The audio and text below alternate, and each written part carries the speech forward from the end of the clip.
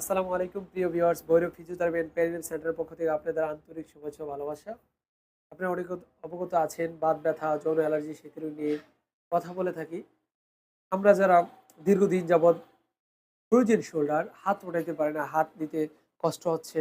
ইদানিং দেখা যাচ্ছে যে আমাদের এলাকা থেকে অনেক পেশেন্ট আসছে যে হাত উঠাইতে কষ্ট হচ্ছে। দীর্ঘদিন যাবৎ মেডিসিন খাচ্ছে। আসলে এটির মূলত মেইন চিকিৎসা যদি আমি বলতে চাই আপনাদেরকে, খোলাসা যদি বলতে চাই তাহলে ইয়োগা এবং রেজিমেন্টাল থেরাপি, ফিজিওথেরাপি এই ৩ ধরনের ট্রিটমেন্ট যদি আমরা করতে পারি ইনশাআল্লাহ অতি অতি অল্প সময়ের মধ্যেই আমরা সুস্থ হয়ে যাই বা সুস্থ হতে পারি। মেডিসিন উইদাউট মেডিসিন ছাড়াও আমরা আমাদের অনেক পেশেন্ট সুস্থ হয়েছে। যারা দীর্ঘদিন যাবৎ মেডিসিন খাচ্ছেন বাট হার্ট উঠাইতে পারছেন না কোনো কারণে। হয়তো অস্টিওআর্থ্রাইটিস হতে পারে, ফ্রোজেন শোল্ডারটা ডায়াবেটিসের কারণে, হরমোনের কোনো কারণে হতে পারে আপনার প্রবলেমটা। তবে যদি মনে করেন আপনার দীর্ঘদিন যাবৎ মেডিসিন খাচ্ছেন, কোনোভাবে